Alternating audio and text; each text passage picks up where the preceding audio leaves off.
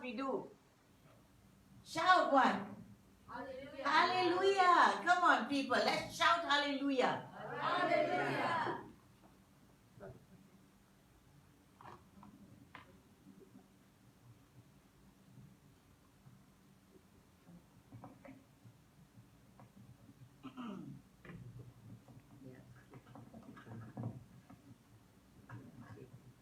The technicalities.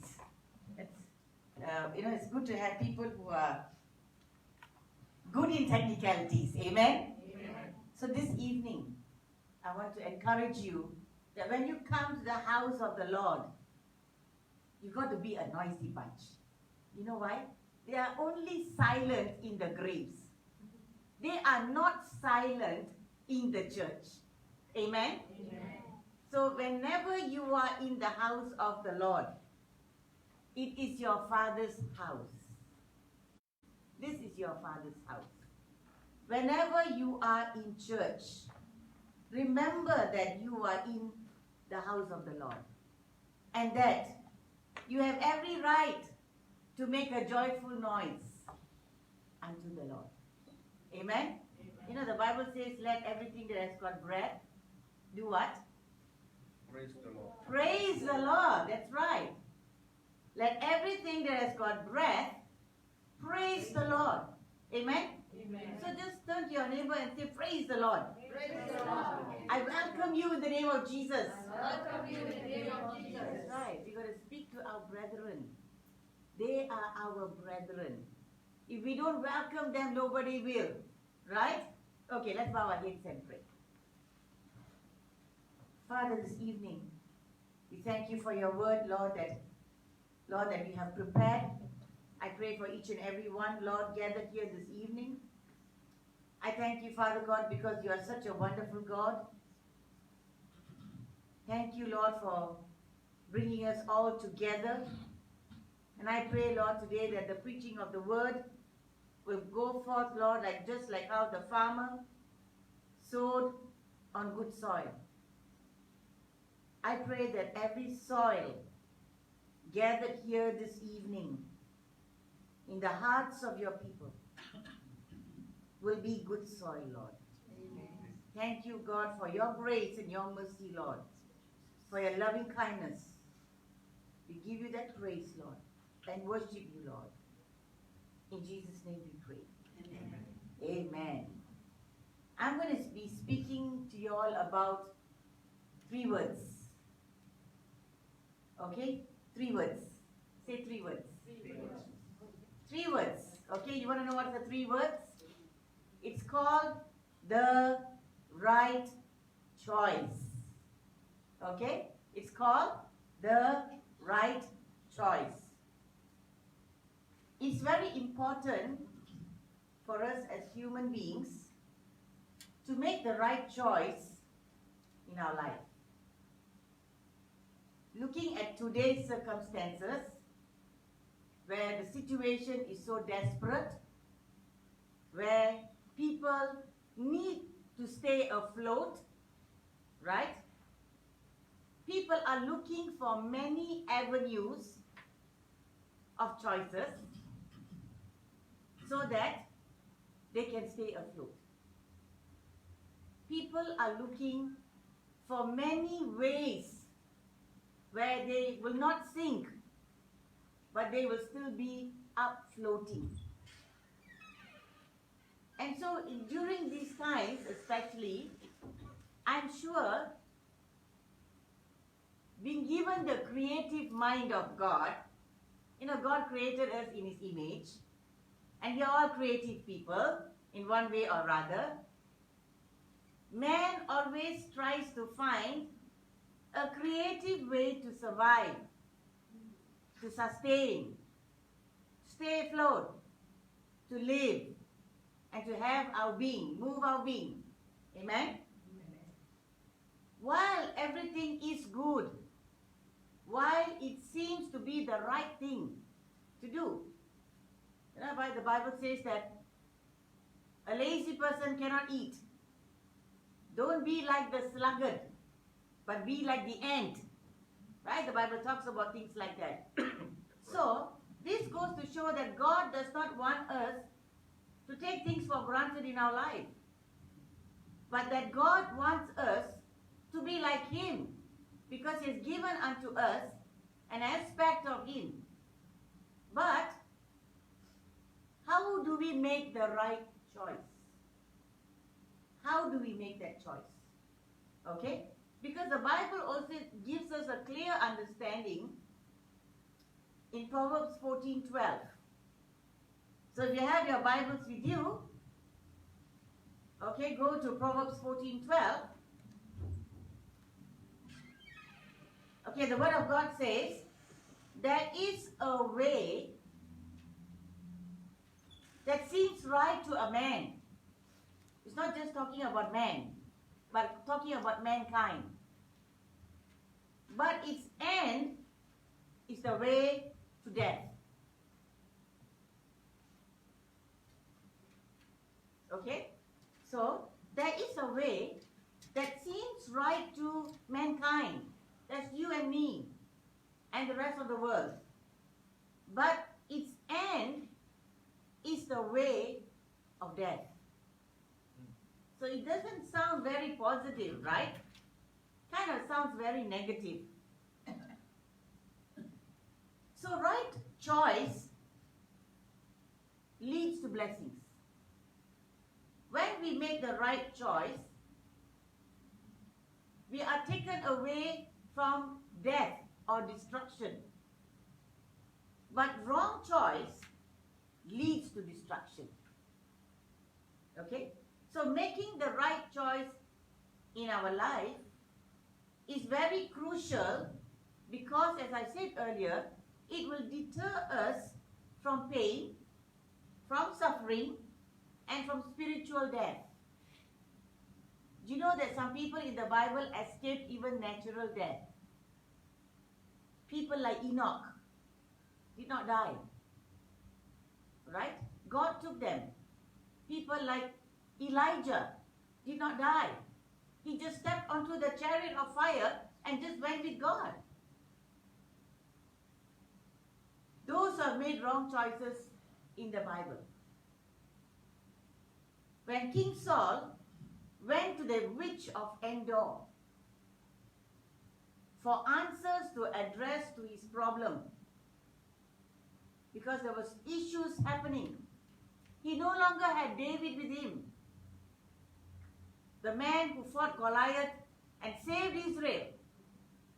But because of his attitude and because of his character, right, the jealous and envious spirit, Saul was hunting David like a dog. In fact, David said that, am I a dog or am I a flea that you ought to come and chase after me? He said that.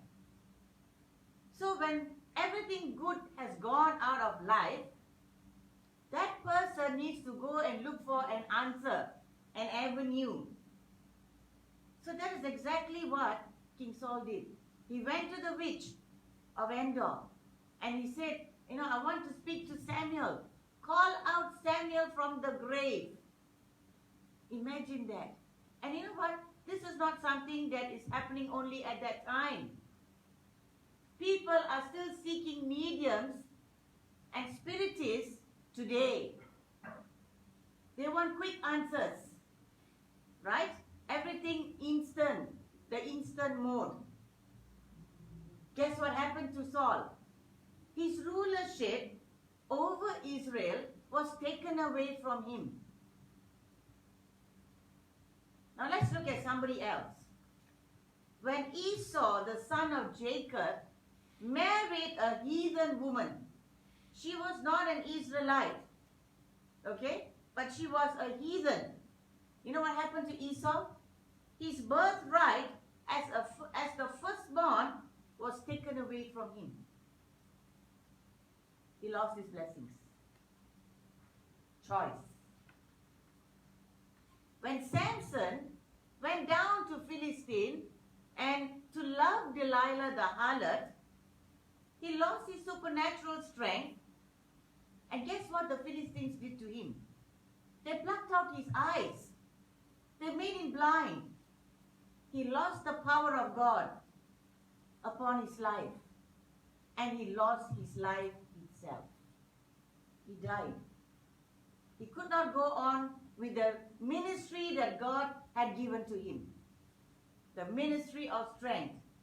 He could not go on with it. Choice. But let's look at somebody else. But when Daniel, right? When Daniel was captured by the Babylonians, it was not only just Daniel. Daniel and a whole load of young people. I hope I'm speaking to young people today. Okay, they were about 17, 18 years old. And there was this, country coming in, Babylon, and capturing the best, the cream of the crop. They took them all because they were smart. Physically, they were well built. They could do hard work. And so when Nebuchadnezzar saw them, he took them all and went off into his nation, right? Including Daniel. And then they were told that they have to worship the king and not their God. And so when Daniel continued to worship the Lord, despite the threats to his life, you know what happened to him? Daniel was preserved not just from Nebuchadnezzar. God preserved his life from Nebuchadnezzar to Belshazzar and so on. There were other kings. He preserved him. In fact, one of them threw him into the lion's den because he refused to worship the king but to worship the Lord. And he was promoted to a higher position by the king of Persia and his enemy put to death. Right choice. When Shadrach, Meshach, and Abednego refused to bow down to worship the king and to pray to him, God presented himself in the furnace that they were thrown in. He was there with them. Right choice. Why am I speaking about this to you today? We are living in times where we ought to be people who make the right choice of journeying with our living and Almighty God. Because our God is no ordinary God. Do you know that?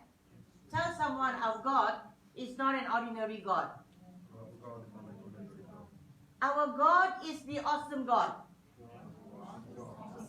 Our God is the mighty God. He is El Gibor. He's the Alpha. He's the Omega. He's the first. He's the last. Amen. That's who our God is. Okay? That's who our God is. He is the everlasting Father. He is our Elohim, the triune God. That's why there were some people who never understood the meaning of the triune God and said their God is crazy. They are saying that they got three gods and yet there is just one God. How does it all work? Right?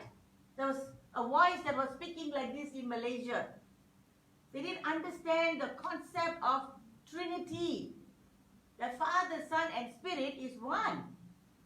Just like if there's a family of 10 people, do we say that that is 10 families, or is it one family? Even though there are 10 people in a family, what do we say? One family, that's right. But there were some foolish people who did not understand the concept, right, of the Icha and the Yachid, right? When you begin to understand these words, you will make the right choice and that you will throw out those kind of inclination to go in search of things that will put you down one day. You throw it out of your life. You get rid of it out of your life. Because now you know who is the living God. You know that if you covenant with such a God, the mighty one of Israel, nothing can ever come against you. Because nothing escapes the eyes of our God. Amen? 2 Chronicles 16 verse 9. 2 Chronicles 16 verse 9 says, "For the eyes of the Lord roam to and fro over all the earth to show himself strong on behalf of those whose hearts are fully devoted to him." God is giving us a promise. Right? He's giving us a promise. He's saying that he will show himself strong to those whose hearts are fully devoted to him. So we are living in times when the Almighty God is speaking to us, is reminding us today to make the right choice of having him in our life. No matter how hard the journey on this earth may seem to be. Okay? No matter how difficult it may seem to be. Today I want to take you all to the book of Joshua. Okay, that was just introduction. I want to take you all to the book of Joshua. Can we go to Joshua chapter 24? Joshua chapter 24. Verses 1 to verses 15. Joshua 24, verses 1 to 15. Then Joshua gathered all the tribes of Israel to Shechem and called for the elders of Israel, for their heads, for their judges, and for their officers, and they presented themselves before God. And Joshua said to all the people, "Thus says the Lord God of Israel, your fathers, including Terah, the father of Abraham and the father of Nahor, dwelt on the other side of the river in old times, and they served other gods. Then I took your father Abraham from the other side of the river, led him throughout all the land of Canaan, and multiplied his descendants and gave him Isaac. To Isaac I gave Jacob and Esau. To Esau I gave the mountains of Seir to possess. But Jacob and his children went down to Egypt. Also I sent Moses and Aaron, and I plagued Egypt according to what I did among them. Afterward I brought you out. Then I brought your fathers out of Egypt, and you came to the sea, and the Egyptians pursued your fathers with chariots and horsemen to the Red Sea. So they cried out to the Lord, and he put darkness between you and the Egyptians, brought the sea upon them, and covered them. And your eyes saw what I did in Egypt. Then you dwelt in the wilderness a long time." Verse 8. "And I brought you into the land of the Amorites, who dwelt on the other side of the Jordan, and they fought with you. But I gave them into your hand, that you might possess their land, and I destroyed them from before you. Then Balak, the son of Ziphor, king of Moab, arose to make war against Israel, and sent and called Balaam, the son of Beor, to curse you. But I would not listen to Balaam. Therefore he continued to bless you. So I delivered you out of his hand. Then you went over the Jordan and came to Jericho. And the men of Jericho fought against you. Also the Amorites, the Perizzites, the Canaanites, the Hittites, the Girgashites, the Hivites, and the Jebusites. But I delivered them into your hand. I sent the hornet before you, which drove them out from before you. Also the 2 kings of Amorites, but not with your sword or with your bow. I have given you a land for which you did not labor, and cities which you did not build. And you dwell in them. You eat of the vineyards and olive groves which you did not plant. 14. Now therefore, fear the Lord, serve him in sincerity and in truth, and put away the gods which your fathers served on the other side of the river and in Egypt. Serve the Lord. Okay, serve the Lord. And then Joshua told them, and if it seems evil to you to serve the Lord, choose for yourselves this day whom you will serve, whether the gods which your fathers served that were on the other side of the river, or the gods of the Amorites in whose land you dwell. But as for me and my house, we will serve the Lord. Amen? As for me and my house, we will serve the Lord. So what is it that Joshua was trying to tell the Israelites? Remember, he had actually got everybody there. He summoned the elders, he summoned the leaders, he summoned the judges, he summoned the officials, he also summoned the ordinary folk to go there and present themselves to God. Okay? So the whole lot of them were there, including the leadership. What was he trying to tell them? He actually gave them a history of the covenant between Abraham and God. Okay, he told them, look, this is what happened. There is a history of the covenant that Abraham made with God long ago, he said. Right? That their fathers worshipped. But then he took Abraham out and called him to covenant with him. Why? Because God is a God of covenant. Okay, he makes his covenant with his people and he honors the covenant that he makes with his people. God is a God of covenant. Amen? Amen. That's the first and foremost thing. God drew Abraham out of the land of Mesopotamia to covenant with him because of some things. We'll see it later. Now, secondly, what was Joshua telling them? He was giving them an account of the blessings that came due to right choice that was made by Abraham. Okay, because Abraham made the covenant with God. So there were blessings that Abraham derived. Okay, now what was it that Joshua was reminding them again and again? He was telling them, look, Abraham was barren. He didn't have children. He was an old man. When he left Mesopotamia, when he left Ur, he was an old man, older than all of us put together here.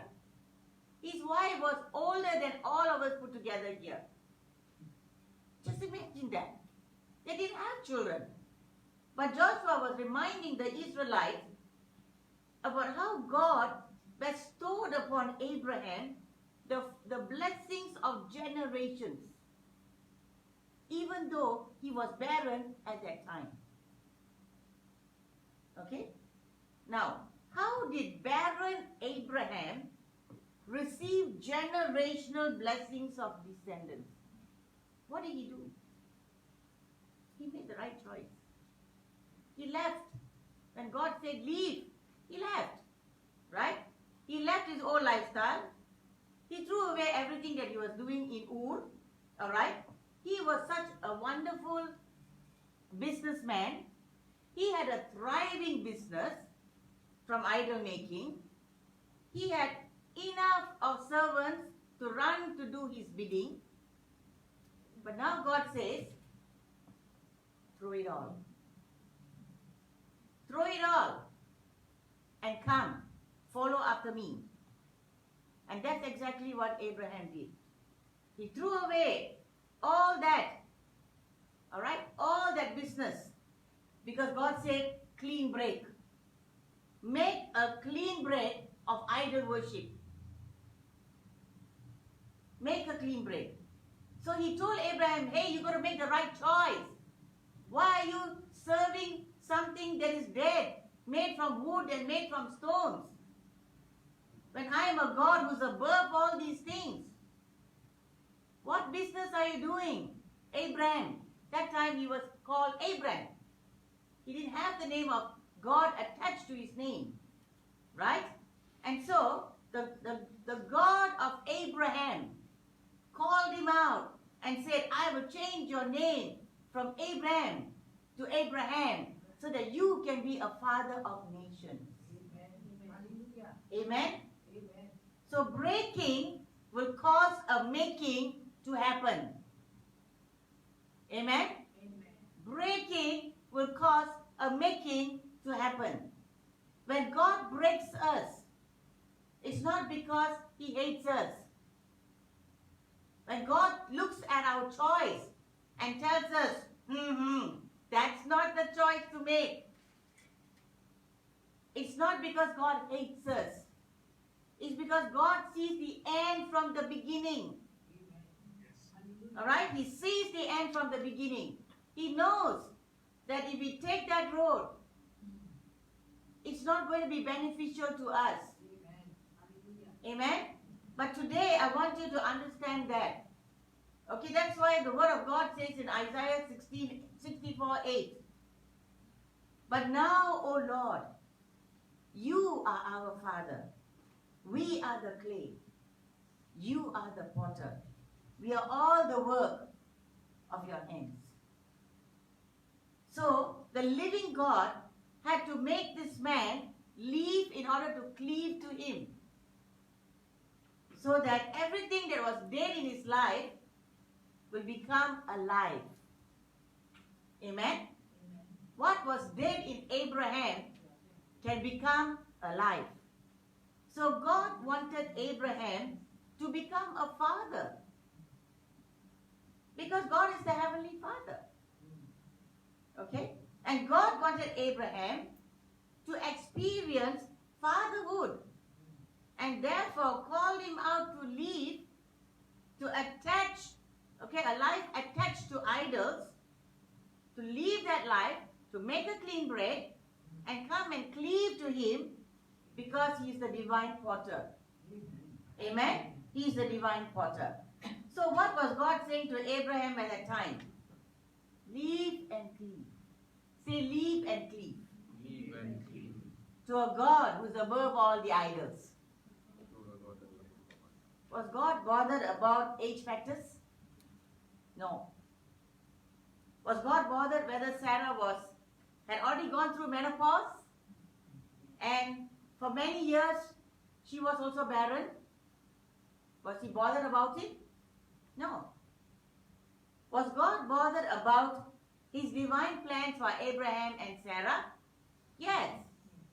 He was bothered. Was God bothered about the barrenness in both these old people's life? Yes. He was bothered. God hates barrenness. Okay, God hates barrenness. Look at the world that we have today. From the day it started. Look at the creation of God. From the day God created the world and everything that is contained in it. Our God is a God of abundance. Amen. Amen. He's a God of the abundance. He's not a God who is barren. God hates barrenness because barrenness actually speaks of limitation.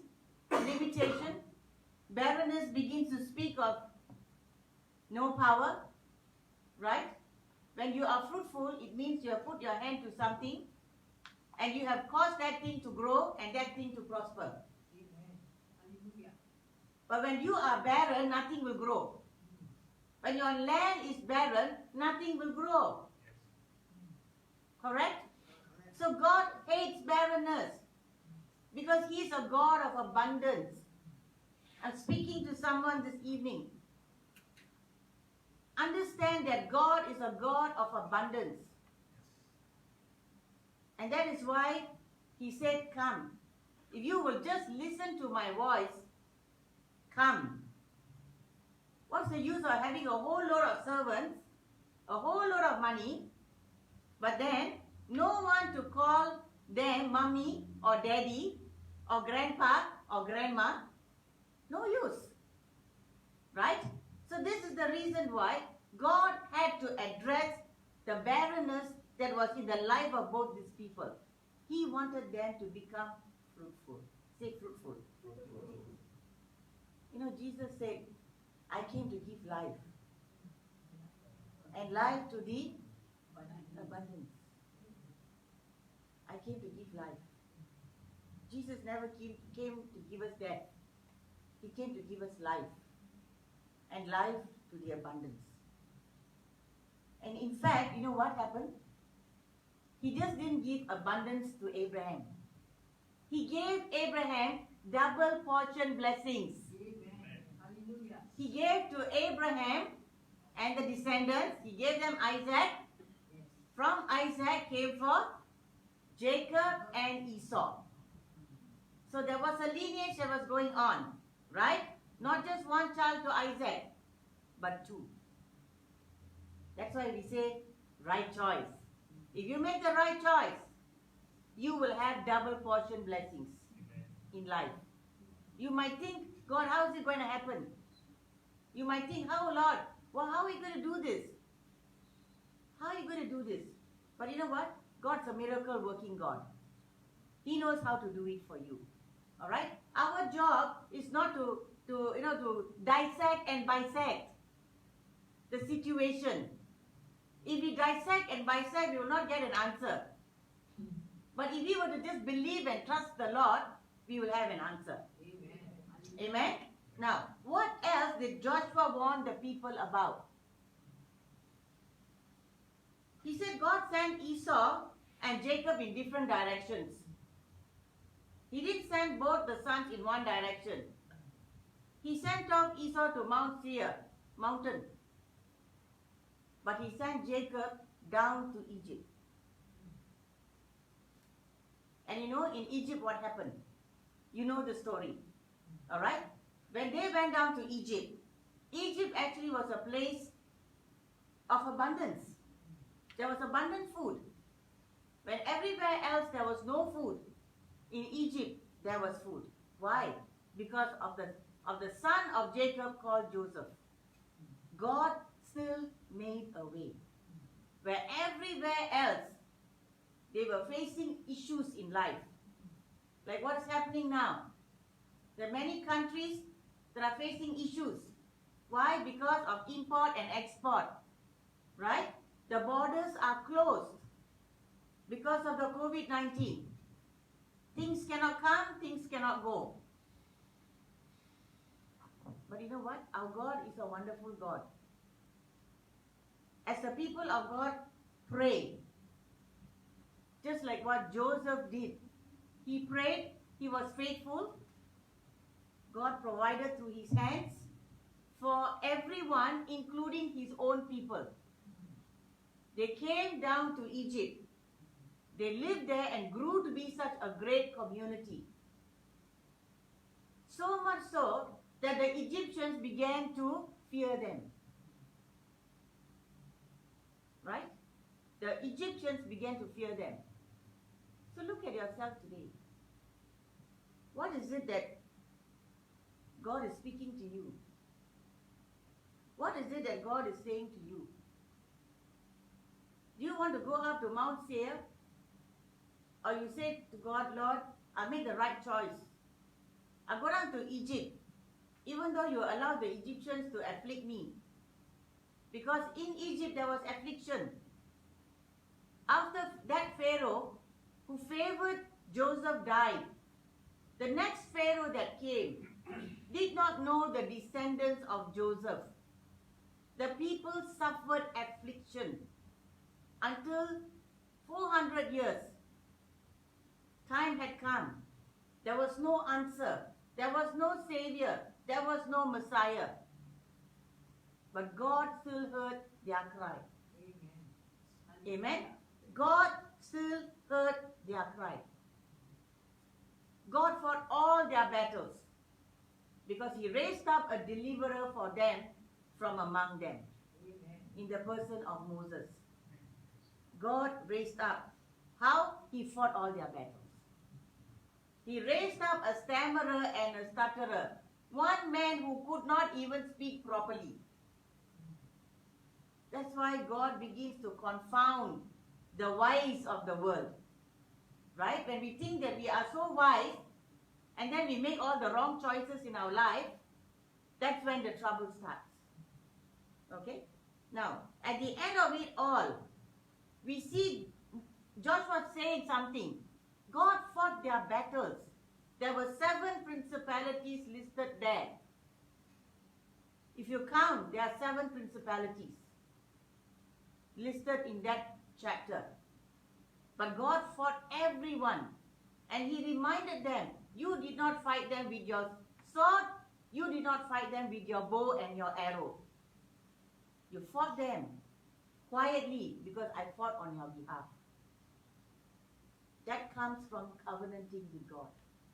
When you make the right choice, God will fight for you. Amen? God will fight for you. Now, at the end of it all, that chapter also speaks about the army of God, the horned army. Right? The horned army. God used the horned army to chase off those who came against Israel. So God can use anything, any creation, to fight on your behalf. Finally, at the end of it all, that chapter, Joshua throws a challenge to the Israelites, to the leadership, to the elders, to the judges, to the officials. And he tells them, and if it seems evil to you to serve the Lord, choose you this day whom you will serve. I believe God is speaking a word to us today. Because there are many choices that we can make from our life and to what we are facing. There are many, many choices that are open to us. Right? It's just at our hands' reach. We can make a choice. But then again, he says, but as for me and my house, we will serve the Lord. So our journey on this earth is like that wilderness journey of the Israelites. It's the same journey. So God has granted us the opportunity to live in this world. How relevant is your choice making in your life? What do you delete from your life in order to allow God's plan to be fulfilled in your life? That's something that I want to throw to you today. Are you in line with God's word to guide and to lead you in this journey of life? So that one day you will not regret as how King Solomon regretted. After being the richest man on earth, after having 1,000 women in his life, right? Finally he said, vanity of vanities. Oh, what's the use of having it all? Nothing is good. Everything is just vanity. Why didn't I make the right choice? A man like Solomon can be likened to the richest man on the face of the earth today. That was who Solomon was. But finally he surrendered and said, Lord, forgive me. Vanity of vanities. The Apostle John reminds us in 1 John chapter 2 verse 16. He says, for everything in the world, the lust of the flesh, the lust of the eyes, the pride of life, comes not from the Father but from the world. What is this lust of the flesh? Immoral living, immoral lifestyle. You know, where groups are demanding for their position. They're saying, it's my right. It is my right to be recognized even though I do not belong to either male or female, but I need to be recognized. But God only created man and woman. God only created male and female. He did not create anything else in between. But today, there are people who are demanding for recognition in this world. They're saying, I'm standing in between both the groups. Why can't I not be recognized? The lust of the eyes. Everything we see, we want. You know, if you go on YouTube, there's a very interesting baking, a baking place where you can, it's called Bigger, Bolder and Better. Okay? She's very good. She teaches you how to bake cakes and do all kinds of things. Bigger, bolder and better. People are not, they're not afraid of the Lord. Because for them, right choice is not a big deal. As long as they have what they want. They don't mind cheating. They don't mind coveting. They don't mind manipulating. They don't mind lying. They don't mind doing all these things. Because to fulfill the lust of the eyes, they don't mind. The pride of life. Becoming arrogant and prideful. Because of what? Wealth and riches. Or today, do we want to actually covenant with the true Almighty God by making the right choice? Jesus gives us some things. The first quote of Jesus, John 14:6. I am the way, the truth, and the life. No one comes to the Father except through me. And he also said, if you see me, you have seen the Father. If you see me. How many of you want to see Jesus? You have to run after me.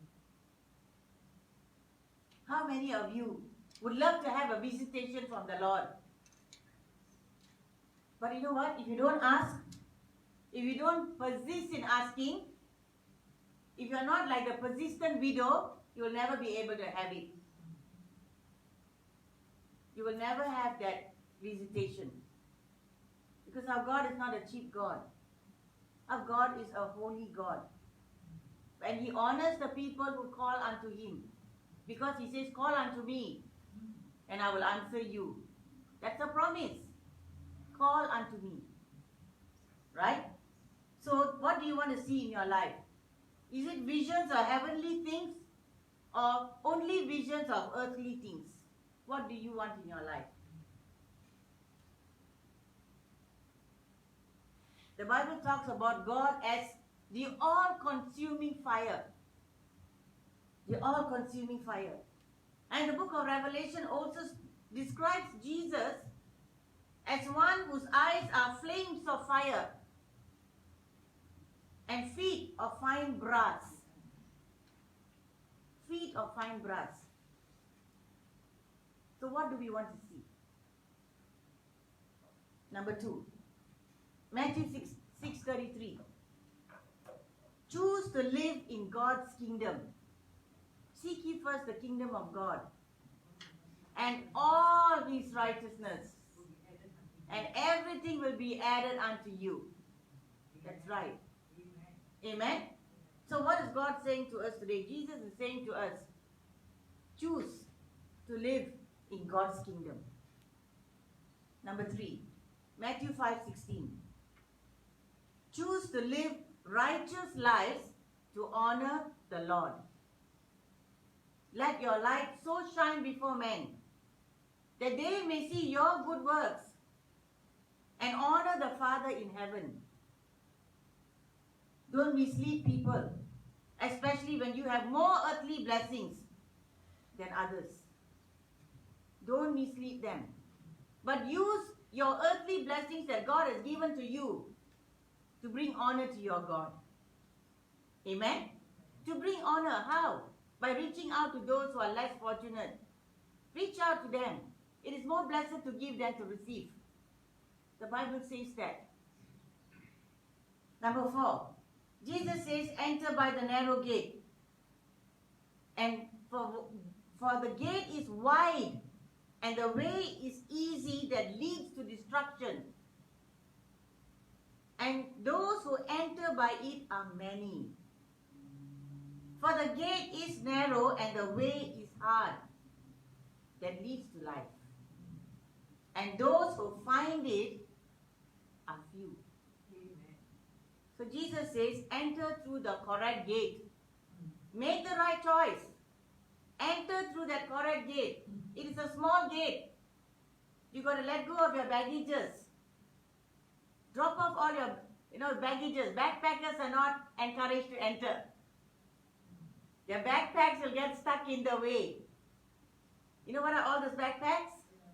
Troubles, disappointments, fear, anxiety, doubts, confusion, unforgiveness, hatred. All these things are all backpacks that belongs to a man. Right? To a human being. Jesus says, drop them all off. Come to me, all you who are weary and heavy laden, and I will give you rest. That's what the Lord is saying to us. Don't cry when your life is hard, people of God. Jacob had to go down to Egypt. Joseph was sent to Egypt for a purpose, so that the people after him may live.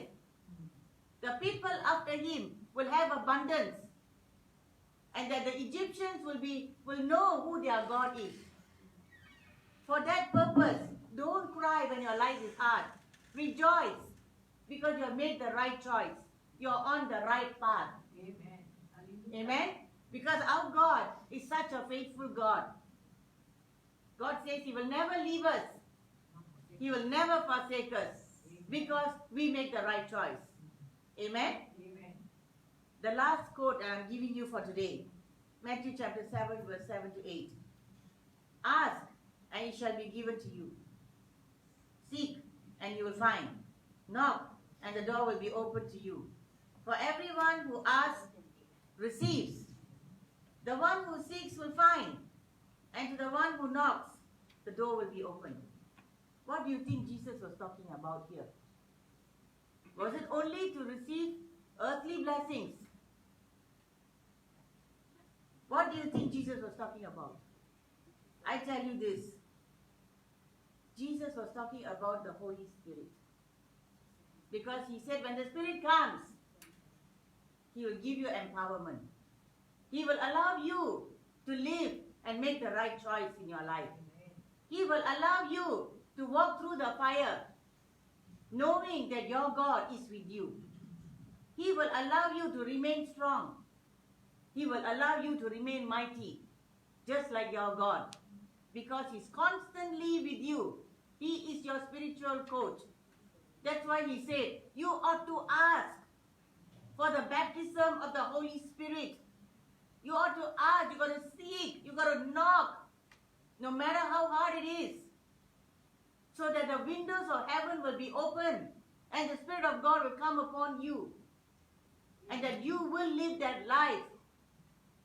God says, those who know their God, they will do many exploits. Amen. God wants you to be a person who does many exploits. Not to be a person who's fearful. Not to be a person who's loaded down with anxiety, with confusion, with fear. Because all these things are brought upon mankind by the kingdom of darkness. Amen. But God is reminding all of us today, yes, things are happening in the world. Right? Things are happening in the world. But our God is our faithful Father. He will provide. He knows how to give. Jesus clearly told us that. You who are evil don't know how to give good things to your children. What more of the Heavenly Father? He said that. So today, what are you asking for? God can only give if you ask for the Holy Spirit. If you sincerely desire for the spirit of empowerment, He will be given to you. Amen? Our God is a living God. Does God know your situation? Yes. Does God know my situation? Yes, He does. Even before we open our mouth and speak anything to Him, He knows. Right? He knows. So when you begin to ask for heavenly matters, you will become fruitful in your life. Because when you ask for heavenly matters, you will rise up to become more than a conqueror in this life. And that's the place where God wants you to be. Look at the life of David. He was in the pasture land. But he was not just sitting there and playing the harp. He was looking after the sheep. He fought the lion. He fought the bear. And then he was ready to meet Goliath. But all the rest of them, all were taller than him, bigger than him. They all were in their own armors. The moment Goliath came, they all ran away. Imagine a big troop of people, a big group of these soldiers just scurrying away from Goliath. What a shame. Today I throw a challenge to all of you. Because God does not want any of us to be a wimpy kid. God wants us to be mighty like Him. God wants us to rise up, make the right choice, covenant with Him. You know, in my life, I was delivered from an evil spirit which was in my life for 27 years. It gave me hell. It really gave me hell. And I thought, God, this life is so difficult. I cannot live with this thing anymore in my life. Because nobody understood me. Nobody knew what I was talking about. And they took me to all the places they could ever think of. Nothing worked. Because our God is greater than those gods. Amen. Amen? Our God is greater than all those gods. They had to bow down. They said, sorry, we cannot help you. Because every time you come, something else is there. And so, they could not get rid of that thing that was inside of me, that was possessing my life. Because the kingdom of darkness knows what hierarchy is all about. They also make the right choice. They also make the right choice of not treading on another person. They don't tread on another level. They know what hierarchy is all about. But you know what? The day I told my dad, sorry Dad, I don't want to go anywhere anymore. Leave me alone. Because I heard the voice of the Lord speaking to me, telling me, I will deliver you.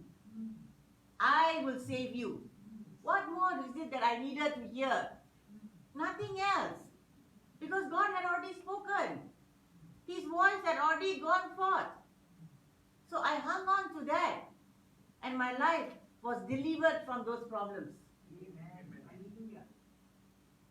27 years of demonic oppression. Don't be cheated. The enemy is a liar. Alright? Jesus said he's the father of all lies. Don't be cheated by the enemy. Because God says in His word, He says, for I know the plans I have for you.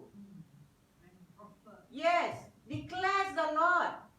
Plans for welfare and not for evil. To give you a future and to give you a hope. Is our God a good God? Yes. Amen. Somebody shout hallelujah. Hallelujah. Our God is a good God. Amen. So, when we become, when we begin to fear the Lord, like what Joshua told the people, fear the Lord, he said. Serve Him in sincerity. Remember that verse? And in truth, and put away all the gods of your fathers. Put them all away, throw them all away. They're not meant to be in your life. Serve God, honor Him. When you begin to, you begin to honor the Lord, then you see what God will do for you. Blessings and honor will come. Double portion blessings will come. I'm speaking this word, I'm prophesying it today. I'm declaring it in the name of Jesus. That you will receive double portion blessings when you rise up in faith and take stock of God's blessings by making the right choice to keep your heart firm with Him. You don't waver in your, in your faithfulness to God. You don't waver. Don't look to the right nor to the left, but continue, because God is a faithful God. He is the shepherd of your souls. Amen? So today God is saying that to us. He's reminding us. There are many things that will come to cloud our day, our life, because many things are happening in the world. What is the choice that you're going to make? What is that choice? Is that choice going to be something that will anchor your life in God? Or is it a temporary choice that you're making today because you think that's the best deal that you've got? Ask yourself. Remember, God's a God who sees the end from the beginning. The end from the beginning. And our life on earth is not the only life that we are going to lead. We're going to go to another place and live with God and rule with God and reign with God. That is, if you make the right choice today to live, to honor God, and to serve Him in sincerity. Amen? Let's rise to our feet.